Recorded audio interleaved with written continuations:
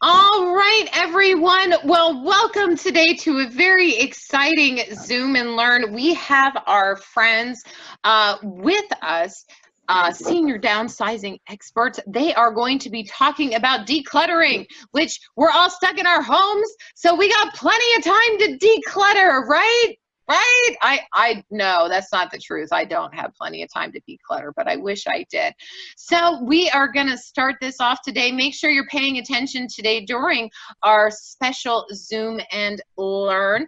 We will have an opportunity to ask questions at the end of our presentation, and you can type those in our chat, or if you wave a hand at us, I will unmute you and call on you and get that question from you.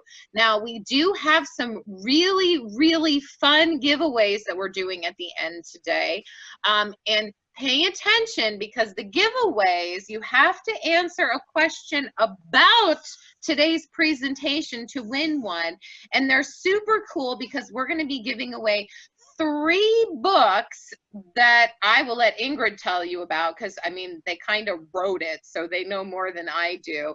And then also Marie Kondo's book. So she is really popular for helping people to declutter. In addition, so we've got 4 giveaways today. On top of that, us here at Celebration Magazine, we're going to give you a $10 e-gift card to go along with your book, so you can buy supplies to help you declutter your life. Right? I mean, right? That's what we're going to go with. So everybody, sit back, have a good time, enjoy yourselves. Ingrid, take it away. All right. So thank you so much for inviting us today. You know, as I was preparing for the presentation and throughout the week talking to different people that were going to be coming, I found there were several people that attend the celebration Zooms that shared with me that they have, in fact, been very busy decluttering, cleaning, sorting. We've got some experts here with us today, which is really great. So I think what we're going to do is we've got a presentation that we've put together for you that we'd like to share. And Debbie Ford is working with me on that. Debbie Ford is the operations manager in my office. We are senior downsizing experts, and we do a series of seminars called Smart Senior Seminars. And our team, just FYI, consists of myself, Ingrid Sullivan, my partner in life and business, John Sullivan, Debbie Ford, who I just spoke about. She does many things for us in our office. And then Patrick Sullivan. We have a third Sullivan now. Patrick is our client care manager and our new real estate agent. He just got his license. We're so proud of him.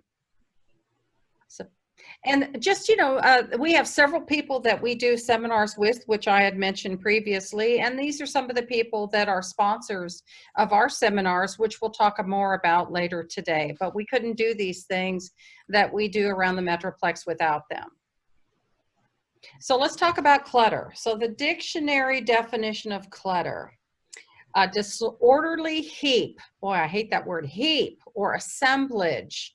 Litter, a state or condition of confusion, or the verb to cover or fill with an untidy collection of things. Does that feel like that's close when it comes to clutter? So here's some pictures for us to look at that kind of describe that for us. The top left picture, you can see there is a lot of clutter in that house. As a matter of fact, if you look really closely, you can see in the very back there by the windows, there's actually a person sitting in that clutter. Sometimes I'm a real estate agent, and sometimes in my real estate business, we would call that hoarding, or at least on the verge of hoarding. As you look in the bottom left corner, you see there's another picture of clutter, not as busy as the one up above, but there is clutter there, things piled up on the desk underneath the tables. And then if we look in the top right, I think there's probably some people that are joining us today that have seen something like this in a garage, maybe their own garage. I like to talk about this particular picture that the guest bed's already made up in the garage. It's sitting on top of that old car. All they got to do is pull it down and set it up when company comes, right? And then in the bottom right-hand corner, we see that while this is a very tidy and pretty room, there is something on top of every surface there, which would be nice, pretty clutter, but still clutter. A lot to dust. Would you agree? Yeah. Move forward, Deb. So where does all this clutter come from? You know, it's accumulated over the years, things that we've purchased as we've gone on family vacations, things that we've associated with prestige, all that we've collected, the things that we have. But the collections sometimes end up taking over our space. And those sentimental items that we really don't want to get rid of are really a part of that. Now, while we look here, this is a nice and neat room, but there's a lot of things that are sitting around. And for some of us, we say, hey, that's okay. But it still is, it's a lot for us to dust and to manage. So let's talk and see what our entertainer here, George Carlin, says about clutter. We need some sound. Oh. Okay. Okay, let me see if you can hear it now. Place to put my stuff. A little more volume, loud. Doing back there, just trying to find a place for my stuff. You know how important that is. That's the whole meaning of life, isn't it? Trying to Debbie, if you adjust the volume in your application, it will make it louder for us too. Okay, hold on just a moment. Start over. Yeah, I will. Let me turn my volume up here. Let's see if we can hear it now.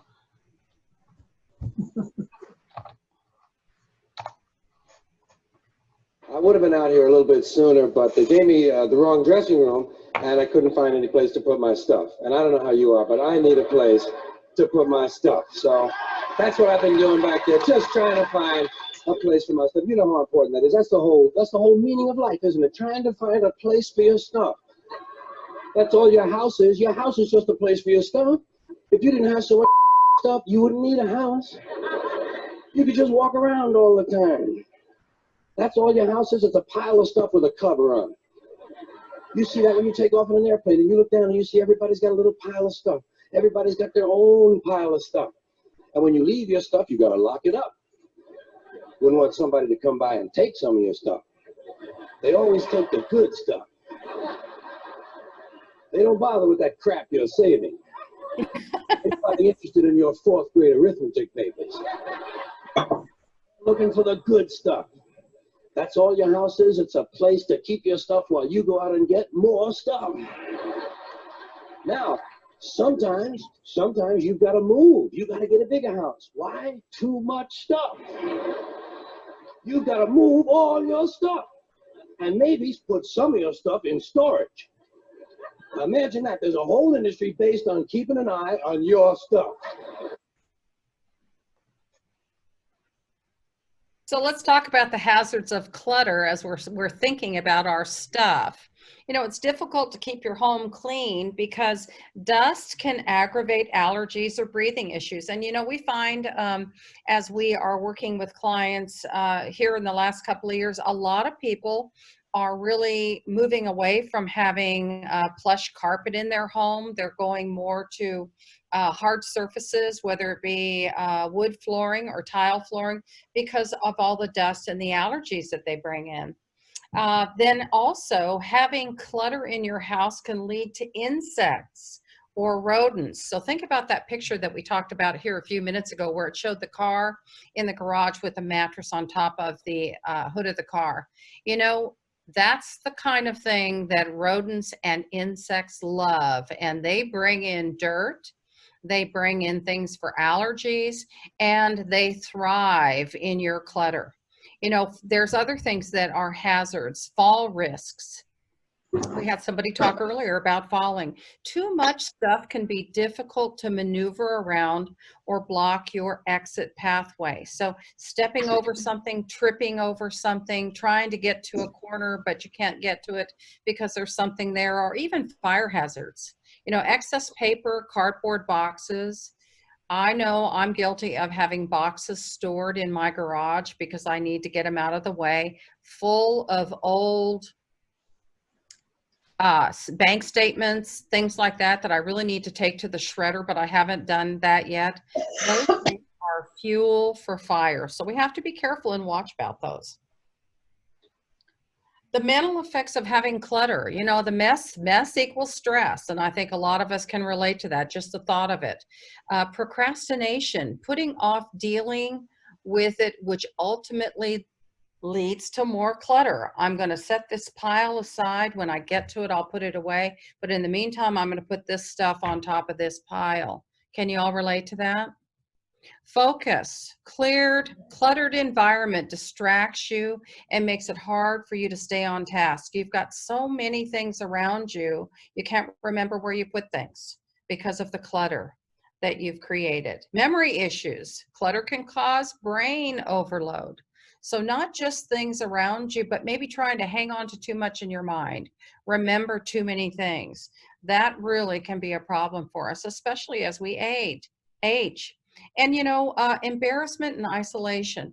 A lot of times when I'm speaking to somebody that maybe wants to have a consultation and have me come over and talk to them about what they can do with their house, the first thing they say is, oh, I need to clean my house first. I can't have anybody come in. Well, you know, we have been in front of all kinds of situations in our line of business. So that's not always a imposition for us, but it's embarrassing for people when they have too many things around that maybe their friends or family feel like it's clutter or messy. How about depression and anxiety, overwhelm, frustration at the thought of dealing with it? These are all things that really affect us mentally. Dealing with your stuff. So what is stuff? As George was saying, my stuff. Memorabilia, the latest gadgets. Anybody out here watching today a watcher of QVC? Maybe you have to have those things. Oh my gosh, you just can't do it without it. That's the best buy I've ever seen. How about this? Oh my goodness, the Costco coupons came this weekend. They have coffee on sale. It'll never, ever be at that price. We need to go and get more than one box of that. We'll figure out a place to put the extra. Or must-haves, just like we mentioned here. So looking at this kitchen, look at all the gadgets on the counter there. Quite a few things that are have-to-haves, but how many of them really get used? What to do with all that stuff? Paralyzing for many situations. Estate management, estate liquidation. If you have a loved one that's recently passed, that's happened to my husband and myself now last year in May and this year in May. It's a lot to deal with someone else's things that you might not be around all the time. It causes stress on other people. Long distance moves. Maybe you're thinking about making a move to be closer to your children, but you've got so much. What are you going to take? What are you going to leave behind? In a real estate transaction, when you have a lot of clutter, it makes it hard for you to get the house set up just right. We always like to say less is best. We want the buyers to feel like they can navigate easily through your house and they can picture their things there. But sometimes it's a big challenge to make it look great because you've got so much to move around. You know, at this age and at this stage of our lives, less is more. Having less to deal with is more. So how do you deal with that? Sorting, organizing. You know, you can't downsize a 40-year-old household in 48 hours. We like to think we can. We may have been able to do that at another time. But the most important things that we'd like to note here is that you need to really start while you're healthy. Don't wait until it's time to make a move.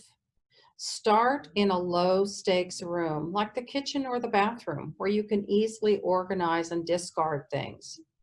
Save those sentimental things for later. Don't start in the family room where all the picture albums are. Look at it this way. Look at it as a fresh start. Designate a sorting room. So let me give you an example of why we might do something like this. You may have some things that you're needing to go through. You want to get busy with your project, but you're not exactly sure how to set it aside. There may be an extra bedroom in your house that you're not using any longer. Maybe it was something that one of your children had. And you can use that room to place things that you're going to come back to later, that you think you're going to be keeping, but you're not exactly sure yet. You know, we say an extra bedroom, maybe a garage, the shed, or even a pod, which we'll talk more about later. You know, if you're moving, here's another idea on that. Things that may go with you, but you're not exactly sure yet, like furniture, that extra mattress, that love seat, that other chair you really like, personal items, some things that are keepsakes that you hope you have room to take along with you, or things that you really want the family to go through and decide if they want. That extra room could be really helpful then. I'll share with you that a lot of times those things that end up in that extra room that you plan to go back into and make that decision again usually end up being things you leave behind. But it feels good to have something to set aside and come back and decide later, not right now. So we talked earlier about Marie Kondo, and she has a method that she calls the KonMari method. And as we're preparing to take on this project, especially during this time right now where we're being asked not to be out as much, and like I mentioned earlier, a few people on our video today have actually done this, you know, you need to commit yourself to tidying up. Make the decision, it's time. I've wanted to do this. There's no time like right now. Imagine your ideal lifestyle. So, you know, a lot of times for us, when people are thinking about making a move and they're thinking smaller is better, they also think about these words, lock and leave. I want a nice place with the things that I cherish that I can leave and move on to something else. I can go on vacation. I can go visit someone. Lock and leave lifestyle. Finish discarding first. Give some thought to what's going to be going. Tidy by category, not by location. So you might say, well, let me go ahead and start with my closet and my dressers. There's a lot of things that I've saved there that I'm really not going to wear again. I know they're not going to come back in style. I'm going to go ahead and tidy those things up and get those ready to discard. Follow the right order. And then ask yourself this important question. When I first heard this, I thought, how odd is that? But think about it. Does it still spark joy for you? When you put on that shirt, does it still feel good? You look good in it? When you look at that precious item that you've been placing on maybe a coffee table in one of your living rooms, does it still spark joy? Do you still have pleasure looking at it? Or is it just stuff, things that can go? You know, we mentioned earlier that we're going to have some giveaways today, and one of the books that we'll be giving away today is The Life-Changing Magic of Tidying Up, which is a Marie Kondo book. She also has a book called Spark Joy. And if you're a Netflix watcher, she has a series. If you're really interested and serious about doing this, it's called Tidying Up with Marie Kondo. So rules for decluttering. This is important because we always end up moving to the far right. What we really want to do is we want to create, let's say we're in our closet like this picture shows. The yes pile, yes, I'm going to keep these things. I've tried them on. They aren't damaged. They're good. I've got another season in them. The no pile, the gobs of t-shirts with all kinds of things on there that we get for every event we go to. Am I still going to wear those? The trousers, the shorts, etc., that may not fit me like they used to. We want to avoid that maybe pile. Look how large it is. So rules for decluttering, RFAS. They stand for recency. When was the last time I used this? Frequency. How often do I use it? Acquisition cost, QVC. How difficult or expensive is it for me to get this? Is it something I really had to save up for? It's valuable and worth keeping? or something that I just got in a whim, an impulse buy. Storage cost. How much space and maintenance is it going to require for me to store it? And I have another question. How often will I visit it when it's being stored away? Rules for decluttering still. If you have multiples, keep your favorites. Look at that picture in the top left-hand corner with all the spatulas. Do we really need that many? Do we bake like we used to? Or was it the color that we liked? Do we really need that many? Men and women, how many styles of hammers do you really need? I will tell you, an estate liquidator loves something like that because people buy all those various styles of hammers, but do we really need all that right now? Old t-shirts we talked about. How about the medication? I'll share a story with you. My mother was one that could not get rid of old medication. If she had a prescription and she felt better, she stopped taking it and she put those last few pills in the cabinet, thinking that the next time I get this, I'll save some money because I got a few extra pills. I had one scenario where I went to visit her and I had kind of an upset stomach, and I asked her if she had something. She said, go to the hall closet and get the Pepto-Bismol. Well, I'll tell you what, it was hard pink clay in the bottom of that bottle. There was the top of the bottle was full of this dark purple liquid. I showed it to her and she said, oh my goodness, just shake it up. It's still good. I think it was 20 years old. So you've got to be willing to release those things. Ladies, how about our spices? Do we even know that they have an expiration date on them, or do they expire when they're empty? And then again, in the bottom right-hand corner, here again, here's one of those impulse buys. Do you still have those Super Bowl parties where you need those fancy hot dog makers? If it's expired, throw it away. If it is damaged, remove it. If you wouldn't buy it again, you didn't need it to begin with. Be thinking that way. Reduce the collections.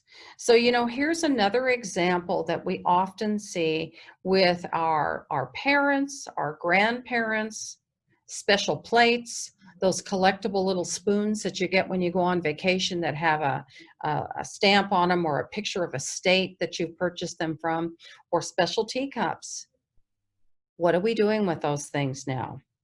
Keep only the most precious items to you. And sometimes that's hard to decide, but think about that. Photograph items and make coffee table books or digital frames to show off the rest. Before we move on, look at the picture on the right with all of the Pooh Bears. Is that a collection? Those kinds of things bring you joy when you buy them, but they don't bring you joy when you try to release them, because not that many people like those things anymore. So it's important to think about that, and maybe storage moving forward. Digitize. So we talked in the last slide about photo albums. So let's think about this for a minute. In your mind, where you're living right now, if you haven't done this already, where are all those pictures that you save? Are they in shoe boxes? They are in my house. Are they in the top of a cabinet or a closet that you needed to move up so that you could get something else in there? Are they under the bed? Where are those things, and how often are you looking at them? Have some of them gotten so dark, yellow, or another color that you can't really even tell who that is in the picture? There's a better way to do that. You can actually take things like that to Walgreens, Walmart, or companies like Legacy Box or Scan My Photos, and they will actually do that for you. They send you a box, you throw everything in there, videos, VCR videos, family photos, and they will digitize them all and send them back to you. Scan your important documents and your receipts and store them on your computer. Have you ever had a receipt that you saved for a while and it turned so gray that you couldn't even read what store it came from? Digitizing is the way to go. Share with family. This is really important. I mentioned earlier that my husband and I have both lost our mothers within a year of each other at the same month. Share your legacy gifts with the family now versus having them fight over it later. You know, there's certain things that maybe you've had put away that have a special meaning to you. Share those things with your family. Share it with your grandchildren so they have those memories when you've gone on versus them trying to figure out what it is or maybe fight over it because one thought they were going to get it when somebody else did. Allow yourself to reminisce over those things that you've been sharing. You'll enjoy that yourselves. Pick a holiday when you've got family coming over that you can actually plan a time to do this together. Don't be offended if they don't want your treasures. This is probably one of the biggest things that happens. We take things, we cherish them, we pack them away, we keep them safe, we make sure they're not tarnished because we want our children to have them. And when the time comes to offer that, they say, I don't want that. I don't have dinner parties anymore. I've never had dinner parties. When would I wear that? Where would I put that in my house? Be prepared. Our lifestyles are different from what theirs were. And they may say this, but know that there's going to be somebody out there that's going to love it like you did. Donations. We probably already have some things in mind right now. Where would we give things if our children didn't want them? The thrift store is always a great place to do something like that. The church, or maybe a school rummage sale. Donate clothing to the women's shelter or the homeless shelter. They can surely use that, especially in times like we're experiencing right now. Gift a nursing home or a library with old magazines, books that you've read in the past, or games and puzzles. They really do enjoy those things. Again, here's a place where someone will enjoy it like you did, especially if it's not your children. Selling those things. People think, well, I'm going to go ahead and I'm going to sell this somewhere. Selling online, you could do that with eBay or Mercari or Etsy. Etsy is really popular right now. If you're on your computer and you're online, go to the Etsy site. You'd be amazed at the things that are there, the things that people make, and the things that are vintage items that are being sold there. Or you could even sell them locally. There is something on Facebook called a marketplace, and different parts of the city have a marketplace where they're actually selling items. John and I got a new dog last fall, and we were looking for a dog crate because she was a puppy. They're quite expensive, so we wanted to look on the Facebook Marketplace to see if we could find one that may be slightly used that we could purchase for our puppy, and we went there first. OfferUp is another place. Let Go or Craigslist, that's another place that you can look for things if you're wanting to sell them locally. You know, we also have the option of auction houses or online auctions, which we have taken advantage of. Sometimes you might live in a neighborhood where you can't really have a garage sale, or you don't really have enough for a garage sale, or what you want to sell should actually bring a higher price than what you want to sell it for at a garage sale. Online auctions are great for those kinds of things. And the last ones that we have down here, garage sale or estate sale, recommended if you're going to be moving. So let's talk about that. Garage sale versus estate sale. Probably everybody on this call today or Zoom today has been to a garage sale. Most of us have done one at least once. Kind of been there, done that. Some people still like to do them. But as the slide says, they're a lot of work. Time to sort, price, organize. Putting ads up, you can't just, you've got to now get a permit to do them. Hagglers coming in and making offers on things that are much lower than you think that they should go for because you thought you already had them at a lower price. That is really stressful. You might consider doing an estate sale. Use a company to do that, somebody that does this for a living that knows what things sell for. It saves you time and energy. They know how to boost your visibility on the internet with marketing. They increase your revenue, and best of all, they reduce your stress. Here's just kind of an example. I'm not going to read the whole slide, But just a few things. You know, the difference between a garage sale and an estate sale. Garage sales run by the homeowner or maybe the neighbors. Estate sale is run by a professional. I always say someone that does it full time, not as a hobby, if you're looking for that route. Garage sale, most items rarely sell above $5. Estate sale, items priced to fetch the highest value possible because the research is done on what they can be sold for. Garage sale, buyers begin by trying to negotiate right away. Estate sale, policies in place that typically don't allow for negotiation on the first day. They have a set markdown schedule. They really benefit you. Using downsizing dots. Here's another concept that we like to introduce.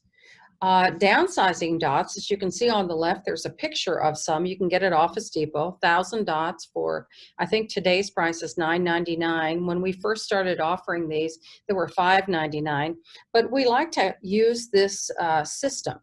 Anything that's red, when you're going through your things, those are things you're going to sell in an estate sale, for example. Anything that's green is going with you. That's going to help your mover when they come to pack you. Yellow, what are you going to be given to your family?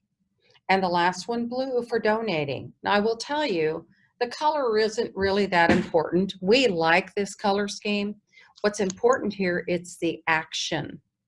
When you're going through and placing dots on things, you're releasing them mentally and being able to move on with less stress. I like to say it's a stress buster. Move on with less stress to the next thing. Let's talk about storage. We mentioned that earlier. Well, we've got pods out there. Pods are boxes like you see in the picture on the right that they bring to your driveway, drop that pod there and load it up for packing, and then they take it away and store it for however long you want it. And when you finally get to your new destination, they bring it and drop it on your driveway and leave it there for you to unload. You know, as you can see on the slide, that runs you, depending upon the size of it, somewhere between $210 and $254 a month. Pricey. Self-storage. Some retirement communities actually have places within their community that you can have extra storage at a minimal cost. That's another idea. Keeping in mind, though, that you have to manage those things that you're storing. And like I said earlier, if you're storing them, are you doing it for temporary? And how often are you going to go and see them? We like to discourage you from doing that because it's one more thing to keep up.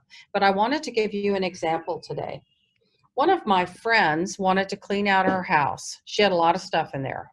So what she did was she had a pod delivered to her driveway.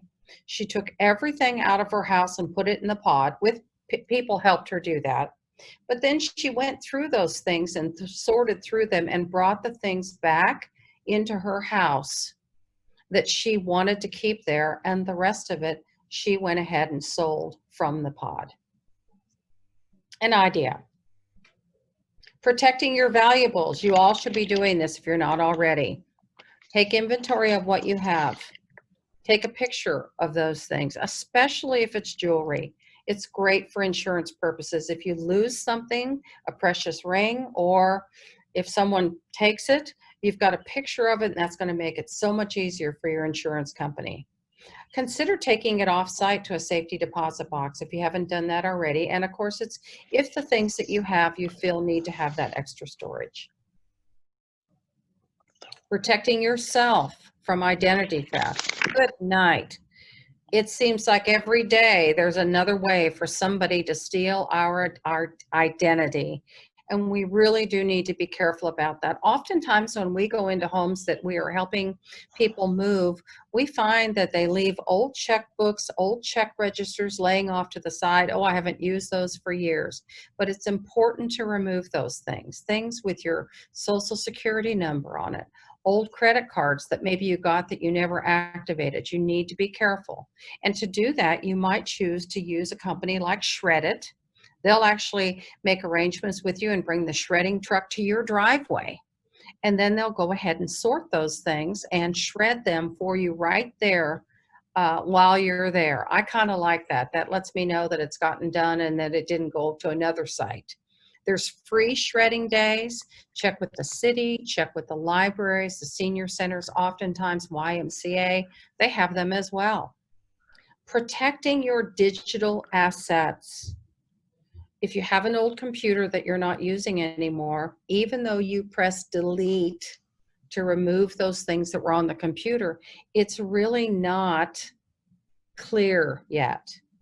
You need to make sure and have a professional help you to wipe that clean. And we also suggest that you put together a digital asset inventory. Now, the digital asset inventory is important because it's a place that you can record all your logins and passwords. And I ask you this question. If something were to happen to you unexpectedly today, whether it be that you couldn't speak or that you were not present, do your loved ones, your friends, your children, or the trustees to your estate know how to get on your Facebook account? Do they know what your password is? If you're on email, do they know what your email password is? It's really stressful to those people when something happens and they can't handle your affairs because those things were missing. Digital asset inventory is a great tool for that. Include your financial accounts, utilities, social media accounts. And you know, if you have an executor, you might also share that digital information with them and put a copy in your storage or your safety deposit box. So we wrote a book that Zoe mentioned earlier called The Ultimate Guide to Downsizing. We've had it out there now for 2 years. You can acquire that on Amazon or through us, Senior Downsizing Experts. But one of the pages that's in there, along with several other helpful pages, is one called Digital Asset Inventory. And there we prompt you for the different things that you want to record that you might not have thought about. Ask us about that. Remember, as we sum up, you can't downsize a 40-year-old home in 48 hours. You need to start small. Just get started. Pick a room. Designate a sorting room if you have the luxury of having that extra room in your house. Set limits. Don't try to do it all in one day. You'll be so sore tomorrow you won't want to go back and continue. Only keep the things that bring joy to you, like Marie Kondo says. And don't be afraid to ask somebody to help you. You know, there's actually companies out there, we have access to some, that will come and help you organize. They have no attraction to those things. There's no commitment to those things. And sometimes it's easier for a third party to help you sort than it is for you because you get caught up in the moment and the intensity of what it meant to you. We have a seminar that's coming up actually next week through our Smart Senior Seminars. Be sure to watch for that. It's called Be Smart About Senior Living Options. Here, this in combination with what we talked about today is important because when you are right-sizing or downsizing, you know, less is best. So take a look at our seminar series. And here, on our slide, you can register for those at our website, smartseniorseries.com. And if you have any questions after the seminar today, we're available for questions. Take a moment and write down our phone number, 817-330-9235. I'm Ingrid Sullivan. And any member of our team, John Sullivan, Debbie Ford, or Patrick Sullivan, would be more than happy to answer a question for you about today's topic or any of the other topics that we do seminars on. And I think, Debbie, we're now ready for questions. Zoe, take it away. All right. That was some great information. That's my problem. I love everything. So I am that person with the maybe pile that's miles high. So I can totally relate to everything that you talked about. All right, so everyone, if you would like, the best way, honestly, that I found for us to do this is to, if you have a question, open up the chat function at the bottom of your screen. If you click the chat, it'll open up your chat function for you, and you can type the message in there. Make sure you send it to everyone, or you can privately send it to me, and they will address that for you. I mean, that was pretty cut and dry, but I thought that was pretty good. Lynn has asked if you could please show the seminar site again. Debbie, can you go to that slide that shows the seminar site? And actually, Ingrid, will you be sending out this deck to everyone if they would like a copy? Can they get a copy from you? Sure, they just need to contact us for it. Perfect. Perfect. There it is. www.smartseniorseries.com.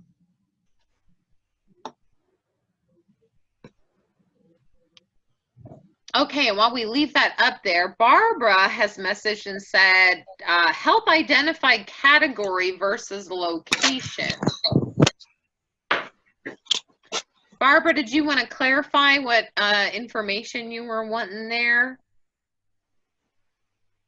I would say category. So just like the example that I used, the category might be linens, clothing, or another category would be now they could be stored in the kitchen, but sometimes kitchen items might not all be there. Some things may actually be in the attic, those extra pots or those extra crock pots. So that's what we were after there. Okay, thank you. Mm-hmm. Now, Kathy, I see you have your hand raised. Did you have a question?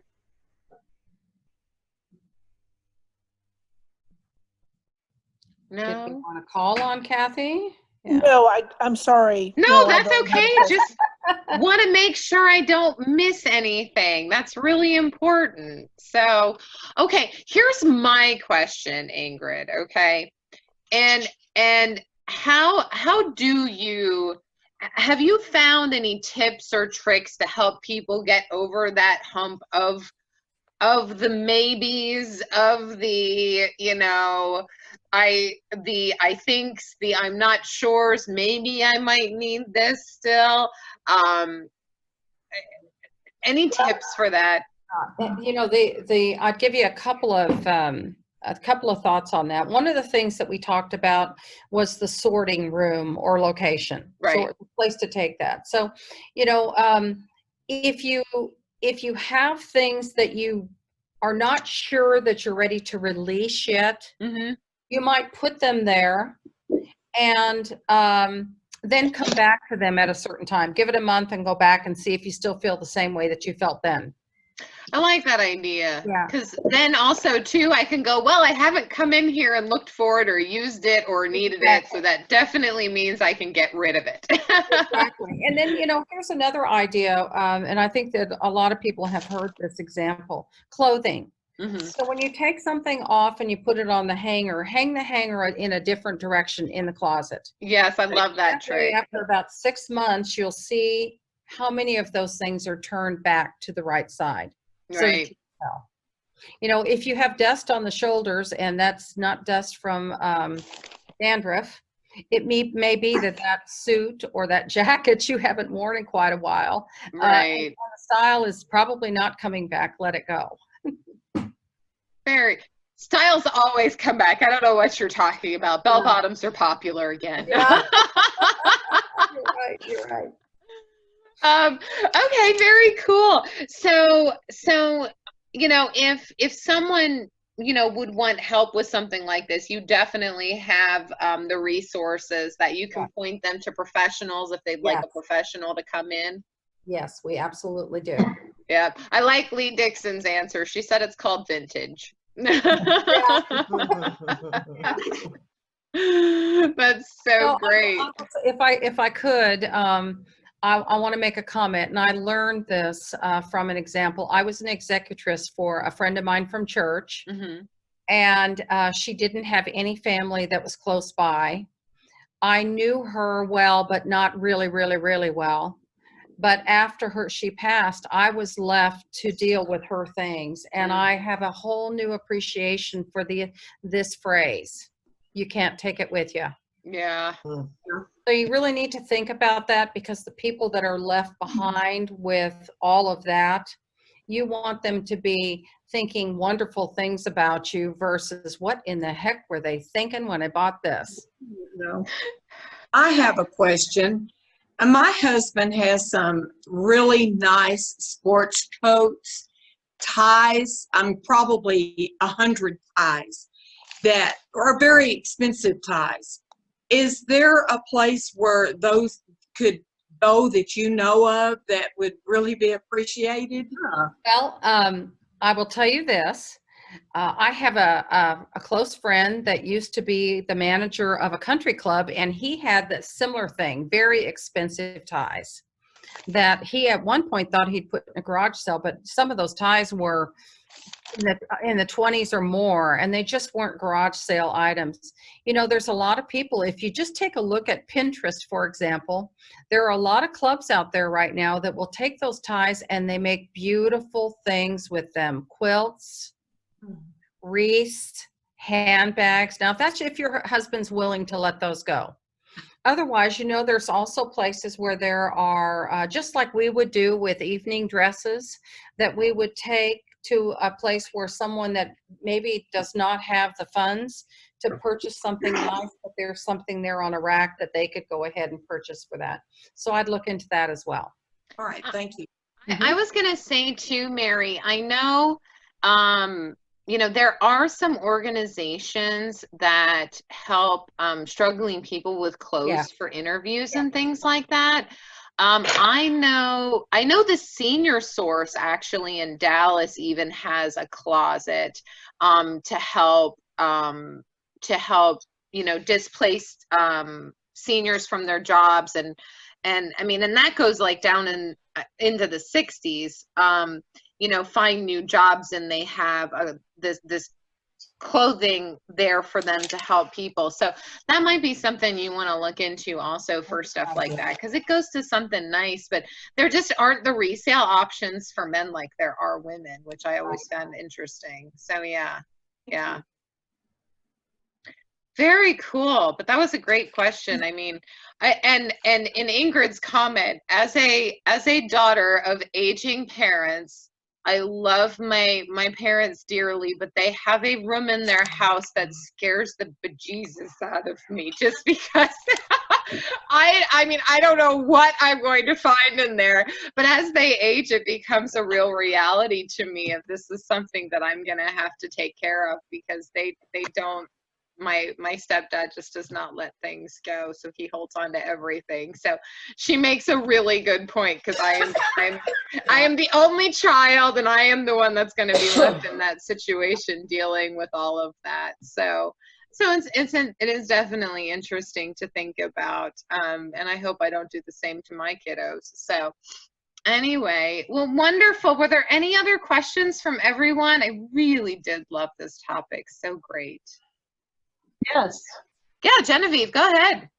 Yes, I sent a message to you, but I'll say it now. Yeah. I would like to have a specific technique for sorting through all of the 60 plus years of photographs that I have in bins in order to determine which ones should go to a digitizing service. I don't know what approach I should take to even start going through all of those packets of photographs. Well, my suggestion would be to, this is going to be one of those places where you're going to want to put them in piles, but I would say the most relevant ones that you can really remember the stories behind, those would be ones that you would or vacations, those would be things that you would digitize and put on one of those frames that we showed in the slide presentation. And I suggest that you take one of those digitized frames and maybe you put one in your bedroom, put one in your kitchen, maybe one in your living room. And what's on those frames are pictures of memories that you have of family events, of vacations that you've been on, but you're seeing those things all the time, and being able to remember them and get joy from them. And then when you go to some of the older ones, older family photos, that's going to be an important time that you're going to want to make sure that you've got the photos of the right members of the family going with the right piece, so that keeping in mind that somebody else is going to be looking at those later and they understand what do those things mean and who were those people in those pictures. Well, my question regarding that particular point is I started to do some of that, and I said to my husband, we don't even know who this is in the picture. Certainly anyone later, our children or grandchildren, will throw them away. They have no idea who that is. And if we can't identify them, I think we probably ought to chuck them, shouldn't we? Because nobody knows. If there's no writing on the back to identify the individual or where it was. I don't know. I would want to say maybe if you wouldn't mind, email us that information, because I think unless Debbie's here and she's on, Debbie, is there somewhere that they can go to identify old photos like that? Ooh.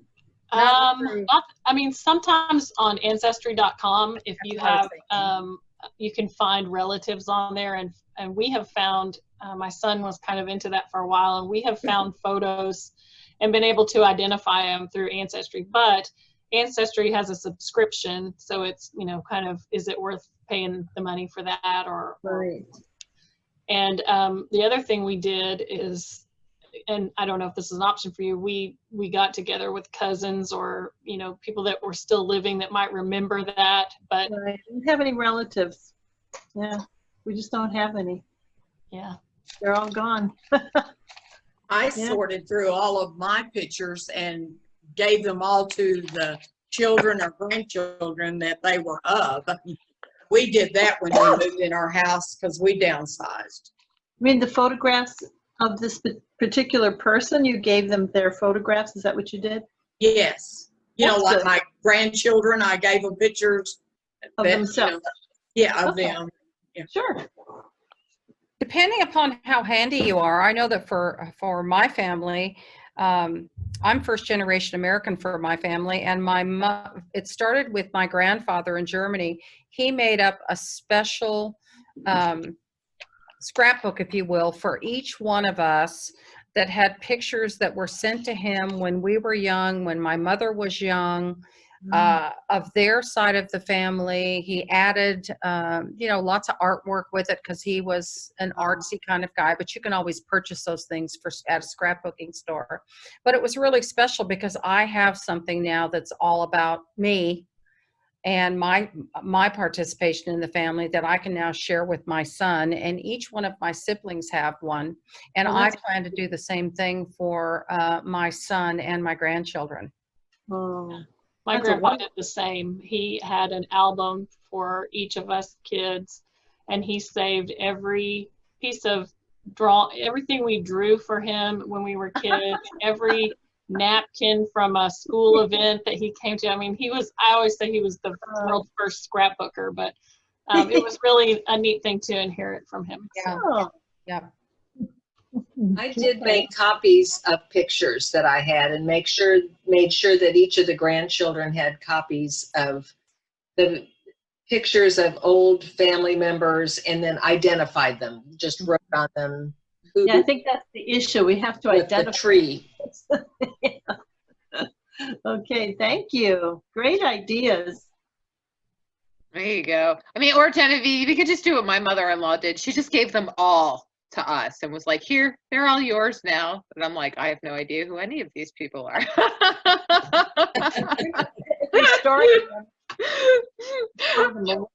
I have a suggestion. Go ahead, Susan. Yeah. It's not about photos. It's about men's tools. Oh, Especially for the ladies whose husbands have passed away and their husbands never got rid of any of their tools. And if they have grandsons or nephews, they can sort through those tools and make up a special toolkit with one of each tool, maybe substituting, you may have to buy one or two or something like that, and buy a nice toolbox or tool bag and give it to that grown child when they get their own home. That's a great idea. That's a cute idea. I like Don't that. That's a great don't idea. forget the granddaughters. Yes. And The granddaughters, granddaughters. I'm Yeah. handier than either one of my brothers. right. There you I love go. that. The reason I said grandsons, I got that idea from a good friend of mine. And she's in the process of doing that. Her husband had 70 screwdrivers, Wow. 50 wrenches. Yes. Wow. So anyway, that was just the other day I found that out. So keep that in mind, especially for, some that their husbands passed away and they never. That's a great idea. That is a great idea. Okay. All these ideas are good. And I do have a question about photos, going back to photos. Sure. My problem is I don't know how to sort them by, chronologically. They're just kind of all mixed in. That's the tough part. So I guess I'd have to go through it one by one, because I think that these digitizing services won't, you can't sort them after they've digitized them. I don't know if that's possible. Yeah, I'm not sure if you can either. I think their goal is just to take what you send them and digitize it. Right. But unless you had them in stacks, and sometimes some of the older pictures they actually have a year, or Kodak may say when that was, but that is a challenge to figure out when some of those were done. Okay, so I'm just going to have to go through You gotta do myself. some research on that. You could Okay. put them in piles of families first. Mm-hmm. Do Yeah, I like families that. first, and then from there maybe have a clearer line of the ages. Mm-hmm. Pictures. I had an idea one time that it sounds like fantasy, but it's not too bad an idea, and that is pretend that my house burned down and all the photographs were gone, and then I didn't have the problem anymore. That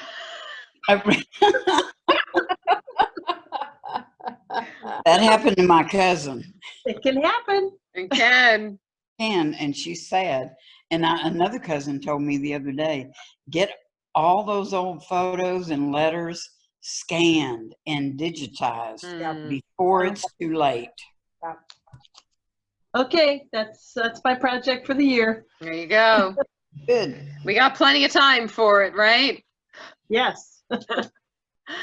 All right. Were there any other questions from the group about anything we've talked about, or maybe even just a tip of something that worked for you? I do like the tips. They're fun. This is Rosemary. I'd like to know, is there a good resource for resources? In other words, if we wanted to contact someone and have our jewelry, or maybe if we had an antique or something, is there how we would find out a good resource that was reliable to have someone come to your home? Appraisal? Yes, for appraisal for jewelry, art, anything like that. We had an estate liquidator that we worked with, and we have an online auction liquidator that we work with, and they have connections with jewelers oftentimes that they would go to so that they could determine what the value is. Here again, I would say if you wanted to contact us, we could gather up some of that information and share that with you. Thank you. Yeah, Ingrid's group, I mean, senior downsizing experts in general, they have a wealth of resources out there for you. There are so many different facets to moving and so many moving parts and things that are going on that I know that they have built a really extensive network that they're able to help people with. Which is really good. There used to be a company in town that we worked with who would give you, not necessarily a valuation, but they would at least give you an estimate on what you could sell the item for if you were looking to sell it. But they changed ownership and no longer have a local office, so I can't refer you to them anymore.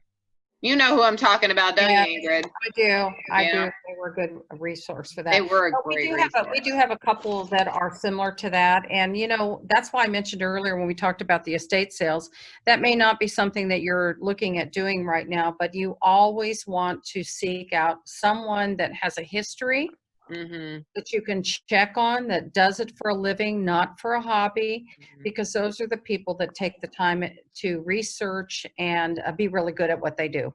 And those are the kind of people that we work with, because we feel like it's an extension of us, and we would not want to share anybody that we wouldn't trust ourselves.